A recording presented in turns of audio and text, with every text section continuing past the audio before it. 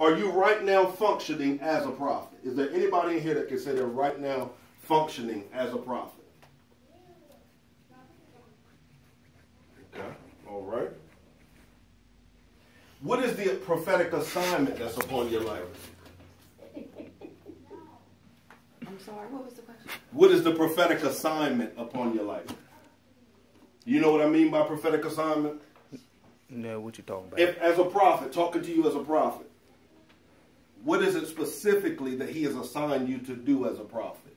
As an evangelist, what is he specifically assigned you to do? Because that's the prophetic side of it. As a minister right now, as a teacher, what is he specifically assigned to you to do? All of us, what is he assigned specifically for us to do? That's our prophetic assignment. With me, I know that he's called me, number one, to the outcast. Saying, this is Zion, whom no man seek after. He's called me to the outcast. Number two, he's called me to, the valley, Ezekiel 37, the valley of dry bones. Those that feel like there is no hope, no way, no how. He has called me to prophetically speak into their lives. Not just them, but businesses as well. Because the prophetic, when we hear the prophetic, many times we have limited so much to just church. But there are prophets that sit on boards of major corporations. And the only thing they do is give prophetic counsel to those. So I want you to understand, don't limit your gift just to the church. Don't limit it just to the church. Because even on your jobs, I know some of you on your jobs, they come to you for counsel. And sometimes we think it's like, oh, they really trust me. No, what it is they can see in you that which God has invested in you. That's why you can get promotions out of season. That's why you can get raises out of season.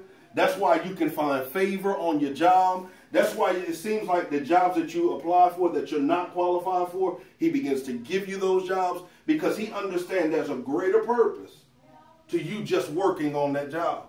So we have to begin to do and say, well, wait a minute, maybe I've lowered my standard a little bit too much. Maybe I need to step up and say, okay, God, prophetically, why am I here? Prophetically, why am I here? And you'll begin to give them counsel and insight and value it. Value it. And I'm telling you, value it, because you know what will happen? They'll start to pay you for it. Now, don't get caught up in just going around, then we become like psychics and stuff. You know how some people be like, not knocking anybody that does this, but I don't prefer this. $10 prayer line, $100 prayer line, and if you got $100, I'm going to prophesy to you. But if you got $10 and I got one of my adjutants, they're going to prophesy to you. We don't want to get it like that, but at the same time, we want to be able to allow them to bless us for the blessing that we have been to them. So on your jobs, realize it. He's setting you up. He's setting you up with the gifts that are in your life, not just for you to be there and, enjoy what you're doing. Some of us on jobs we enjoy, some of us aren't. But at the same time, understand that he can put you before the head of that corporation. And that head of that corporation will begin to give you everything you want. They hated me when I was a director of the Boys and Girls Club. And they would call me when they wanted something. If another director wanted something and they wanted the head man to give it to him, they were like, can you call him and ask him this? Because he'll do it for you. Why? Not because of Cliff, but it was because of the favor that had rested on my life because of God and because of the gift that he had placed in my life. All right, let's move on real quick. Any questions? So far, no questions? All right.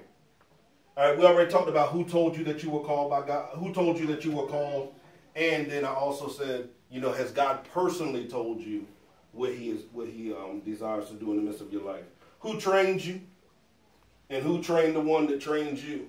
One of the things I like about here is that y'all get teaching, you get training, you submit your gifts to your leader, because that's not seen a lot in the body. It's a free for all. Like we were in the service the other night. You putting this on Facebook? Mm-hmm. Because they've seen this before, they have to prophesy to everybody in the house. That's not everybody's assignment. Or it may not be your assignment that day. Right. Some days, all I'm supposed to do is stand back here and teach prophetically. That's all that he's told me to do that day. Some days, he'll say, teach prophetically, prophesy. Some days, he'll say, lay hands on those that are sick for them to be healed. Some days, he'll say, get out there and work deliverance. But if I'm just caught up in the fact that Apostle, one of his main things is deliverance. And because he breaks out in deliverance, I don't want everybody looking at me and saying, well, why he ain't doing it? Then I'm going to be all out of order. And I'm not going, I refuse. That's one thing about me is like, as prophets are growing up, I always tell, do not be out of order. Please don't, because you'll put yourself out there and you'll end up looking stupid. You'll look stupid, and I'm going to talk about you to your face. Not talk about you behind your back. I'm going to talk about you to your face because you had the opportunity to learn. All right, let's move on. Where we at time-wise? Okay.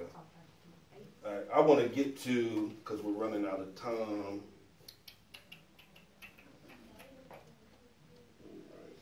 I want to get to some misconceptions.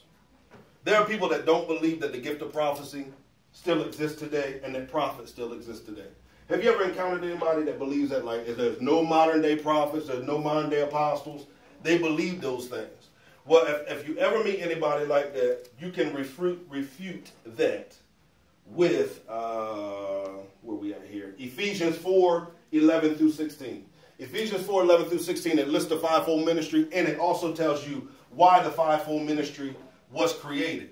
And because of the reasoning in that scripture, that alone lets us know that there are yet prophets and yet apostles, because we haven't even come. I can use one example. It says till we become the unified body that we are supposed to be. Y'all know we're not the unified body we're supposed to be. It says till we become and grow in the knowledge of God, so we won't be tossed and fro by every doctrine that comes along. You know, in a stable body. We're not, as a body, we're not as stable as we need to be. So we still need prophets. We still need apostles, teachers. We still need the whole fivefold so that he can reveal his will unto us. And he said in Amos, he doesn't do anything without revealing it first to the prophet. So that's why we have to